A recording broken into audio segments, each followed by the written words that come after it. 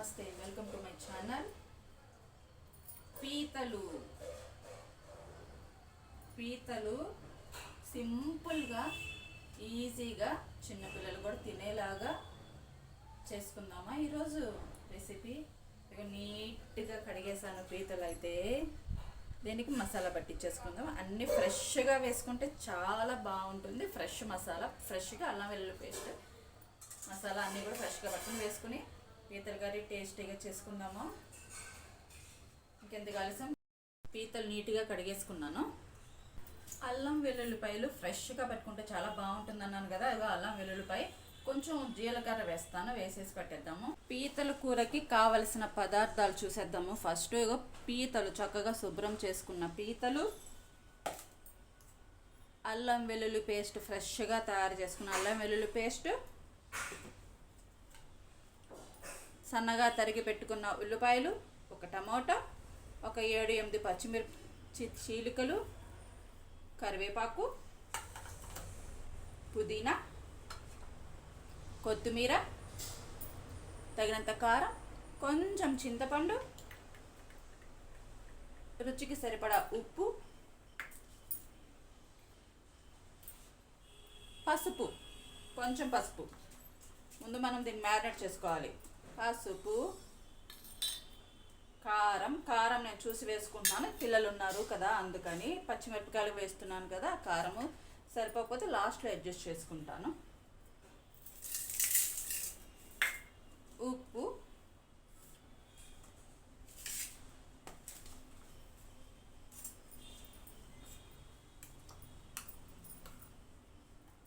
అల్లం వెల్లుల్లి పేస్ట్ సరిపడా,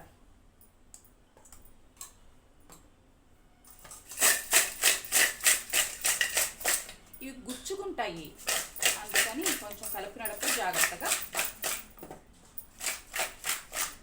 ఇలా కలుపుకుంటే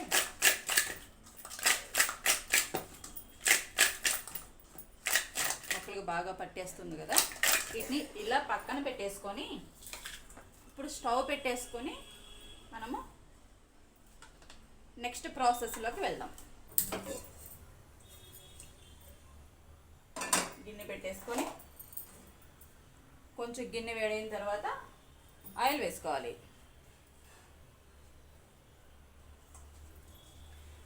పీతల కూర చాలా మంచిది. పీతలు తింటే కాల్షియం బాగా పడుతుంది అట. ఏదన్నా దెబ్బ తగిలి త్వరగా హీల్ అవ్వాలి, ఆ దెబ్బ పూడాలి, లేదంటే ఆపరేషన్ చేయించుకున్న వాళ్ళు, బ్లడ్ లాస్ అయ్యి ఇబ్బంది అంటే ఎట్లాగంటే ఏదన్నా ప్రమాదాల వల్ల ఏదన్నా గాయాలు తగిలి అది హీల్ అవ్వడానికి ఈ పీతలు చాలా ఉపయోగపడతాయి. అంటే పీతలు తింటే హీలింగ్ త్వరగా అవుతుందట, కాల్షియం బాగా పడుతుందట, కండపడుతుంది. అప్పుడప్పుడు అన్నా పీతలు తినాలి.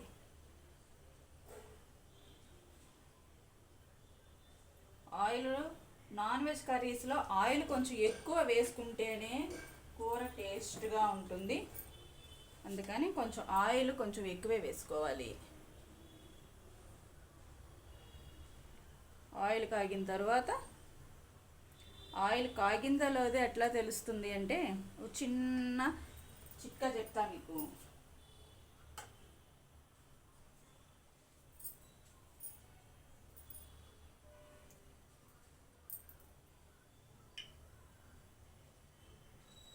ఆయిల్ కాగితే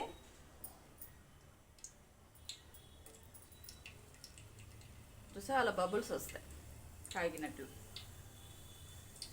ఇలా ఆయిల్ కాగిన తర్వాత వేసుకుంటే ఏ కూర అయినా సరే రుచి కరెక్ట్గా ఉంటుంది.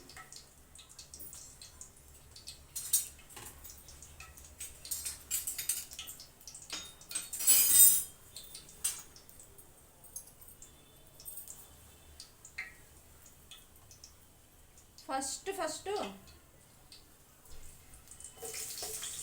ఉల్లిపాయ,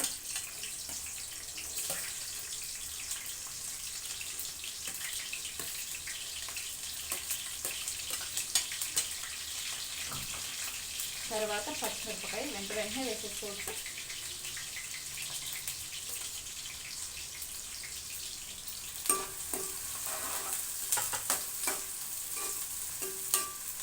కొంచెం మగ్గిన తర్వాత అప్పుడు టమాటా వేద్దాము. ఏ కూర అయినా సరే వండే విధానాన్ని బట్టి రుచి వస్తుంది. ఒక్కొక్క చేతిలో ఒక్కొక్క రుచి ఉంటుంది. వండే విధానాన్ని బట్టి కూడా రుచి పెరగడం తగ్గడం ఉంటుంది.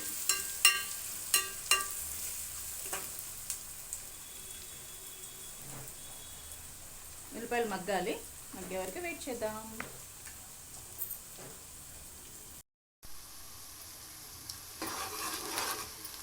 ఉల్లిపాయ మగ్గుతుంది కదా, ఇప్పుడు టమాటాలు వేస్తే వాటితో పాటు ఇవి కూడా చక్కగా మగ్గుతాయి. టమాటాలు వేసేసుకుందాం.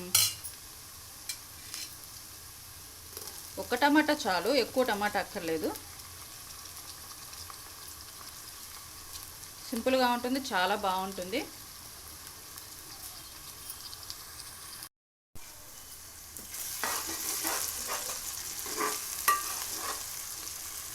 ఇప్పుడు పుదీనా వేసేసుకుందాం.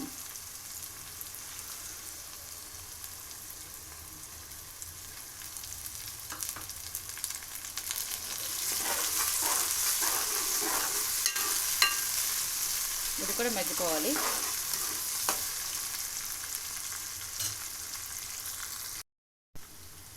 ఉల్లిపాయ చక్కగా మగ్గిపోయింది. ఇప్పుడు మనం మ్యారినేట్ చేసుకున్న పీతలు వేసేసుకుందాం.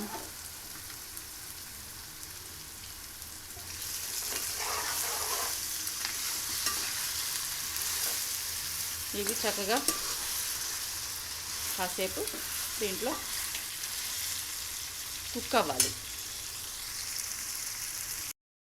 ఈలోపు చింతపండులో కాస్త నీళ్లు పోసుకుని నానబెట్టేసుకుందాము. సరే, ఎంత తక్కువ వేస్తున్నాం చింతపండు, జస్ట్ లైట్గా పులుపు తగిలితే చాలా బాగుంటుంది అన్నమాట, టేస్ట్ కోసమే.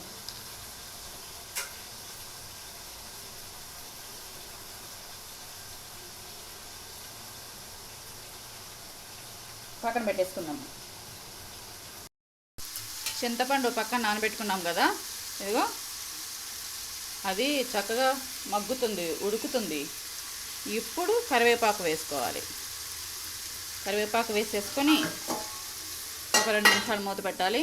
అలా మధ్య మధ్యలో తిప్పుకోకపోతే అడుగు మాడుతూ ఉంటుంది, చూసుకోవాలి. ఏ కూరైనా అంతే.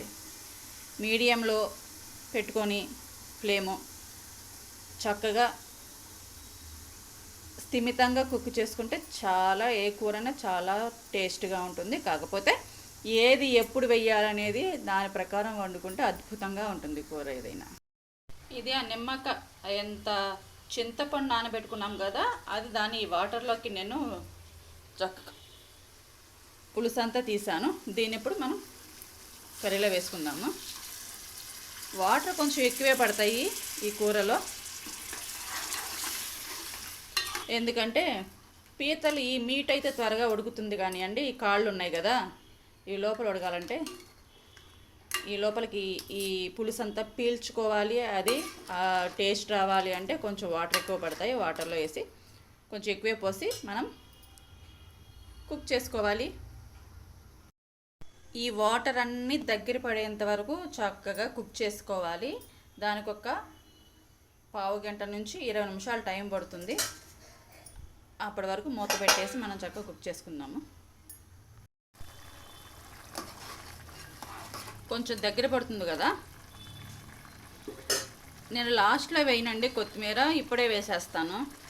కొత్తిమీరలో ఉన్న ఫ్లేవర్ కూడా కూరకి పట్టాలి కదా, అందుకని లాస్ట్లో వేసుకుంటారు చాలామంది, వేసుకోవచ్చు అట్లా కూడా.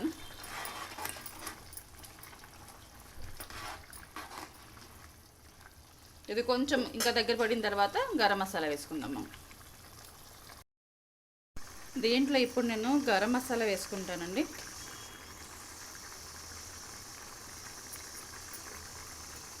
గరం మసాలా వేసిన తర్వాత కొంచెం చిక్కబడుతుంది. మనం కొంచెం గ్రేవీగానే, అంటే పులుసు మరీ చిక్కగా కాకుండా కాస్తంత గ్రేవీగానే ఉంటే ఈ కర్రీ అయితే బాగుంటుంది.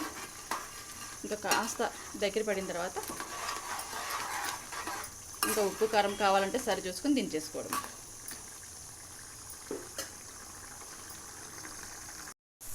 ఇది బాగా దగ్గర పడిపోయింది కదా, ఇక ఆఫ్ చేసేస్తున్నాను. కూర అయితే ఇంతటితో రెడీ అయిపోయింది.